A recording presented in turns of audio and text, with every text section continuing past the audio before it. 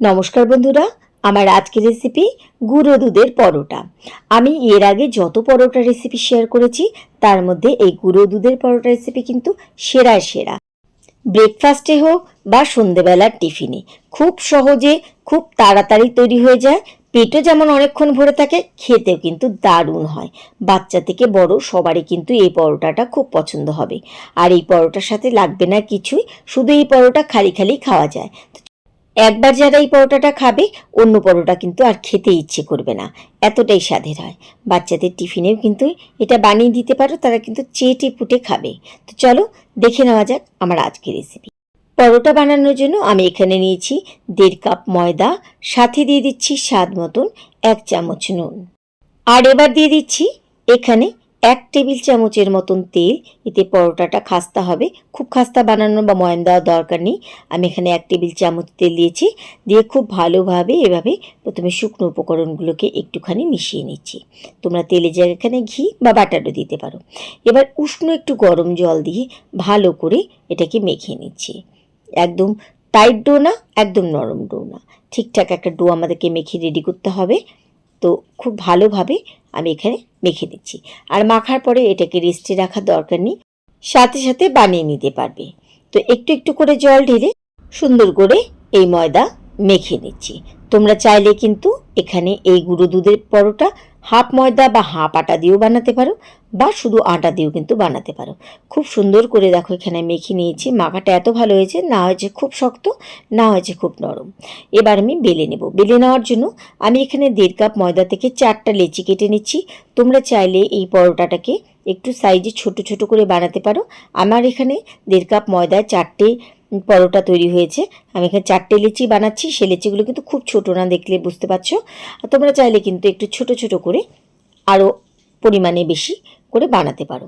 তো লেচিগুলো কেটে নেওয়ার পরে এবার আমি একটা লেচি নিয়ে নিচ্ছি, আর এখানে ছড়িয়ে দিচ্ছি শুকনো ময়দা দিয়ে খুব ভালোভাবে আমি প্রথমে একটা রুটি বেলে নিচ্ছি।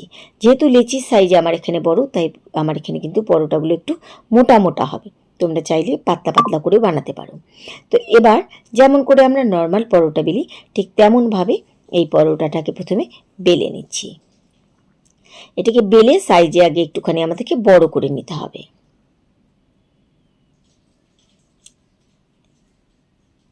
যতটা সুন্দর করে বেলা যায় আস্তে আস্তে বেলে বেলে এটাকে আমি বড় করে নিলাম। আর বড় করার সময় কোনো পাতলা রাখতে হবে এরকম কোনো ব্যাপার নেই, শুধু সাইজে আমাদেরকে একটুখানি বড় করে নিতে হবে। তো আমি এখানে খুব সুন্দর করে এই রুটিটাকে বেলে নিয়েছি। এরকম পাতলা রাখলেই হবে। আর এখানে আমি এবার নিয়েছি চিনি। আমি চিনিটাকে জারের মধ্যে খুব ভালোভাবে গুঁড়ো করে নিয়েছি। আর এর মধ্যে কিন্তু তোমরা গুঁড়ো চিনিটাই দেবে। আর এখানে নিয়েছি আমি গুঁড়ো দুধ। গুঁড়ো দুধ কিন্তু একটু মিষ্টি হয়, যদি তোমরা মনে করো যে এক্সট্রা চিনি দেবে না তাহলে বাদ দিয়ে দিতে পারো। তবে এটা মিষ্টি মিষ্টি লাগবে খেতে, এই জন্যই দেওয়া। খেতেও কিন্তু খুব ভালো লাগে চিনি দেওয়াতে। গুঁড়ো দুধের সাথে আমি চিনি গুঁড়ো মিশিয়ে নিলাম। এবার পুরো পরোটার মধ্যে এভাবে গুঁড়ো দুধ আর চিনি একটুখানি ছড়িয়ে দিচ্ছি। সেই জন্য এই রুটিটা যত বড় বেলবে এরকম গুঁড়ো দুধ আর চিনি দিয়ে ছড়িয়ে দেবে, তাহলে পরোটা সব জায়গাতেই মিষ্টি মিষ্টি করবে। খুব ভালোভাবে দেওয়ার পরে আমি এখানে ছড়িয়ে দিয়েছি। এবার এই পরোটাটাকে ভাঁজ করে নিচ্ছি। প্রথমে এভাবে হাফ ভাঁজ করে নেবে, তারপরে একটার পর একটা বসিয়ে দেবে, দিয়ে ঠিক অপোজিট সাইড থেকে এইভাবে যেভাবে আমি মোড়াচ্ছি ঠিক তেমন করে ফোল্ড করে নেবে, যেমন করে আমরা 4 কোনা পরোটা বানাই।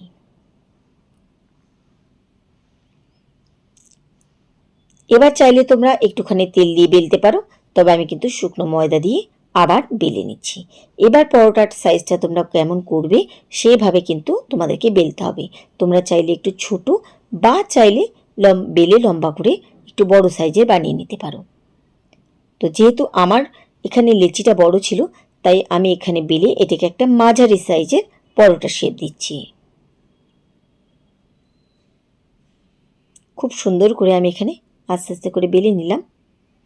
গুঁড়ো চিনি দেওয়ার জন্য এখানে কিন্তু কোনো রকম ফেটে বেরোনোর ভয় নেই, তাই গোটা চিনি দেবে না, চেষ্টা করবে চিনিটা যেন গুঁড়ো করে দেওয়া হয়। আমার প্রত্যেকটা পরোটা কিন্তু বেলা হয়ে গেছে, একটাও কিন্তু ফেটে বেরোয়নি। আর সব জায়গাতে কি সুন্দরভাবে গুঁড়ো দুধ কিন্তু ছড়িয়ে গেছে। ভেজে নেওয়ার জন্য আমি গ্যাস ওভেনে ফ্রাই প্যান বসিয়েছি।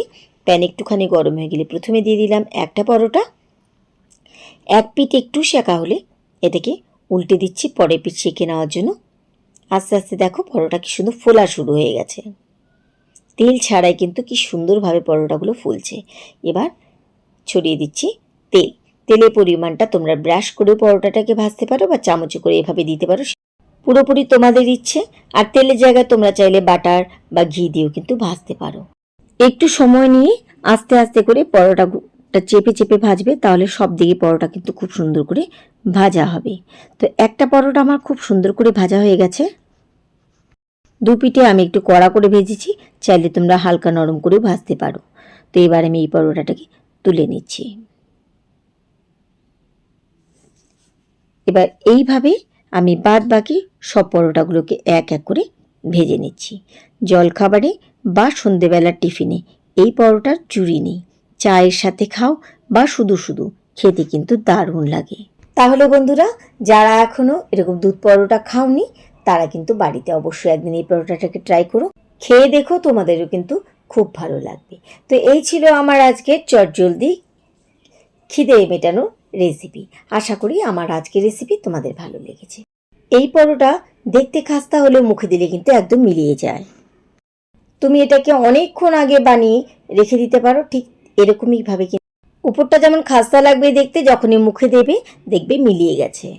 রেসিপি ভালো লাগলে রেসিপিতে লাইক করে দিও, আর সব বন্ধুদের সাথে কিন্তু শেয়ার করতে ভুলো না। তাহলে আজকের মতো সবাইকে ধন্যবাদ জানিয়ে এখানেই বিদায় নিচ্ছি। ফিরে আসবো আবার অন্য কোনো রেসিপির সাথে অন্য কোনো দিন। সেই পর্যন্ত সবাই খুব ভালো থেকো, সুস্থ থেকো।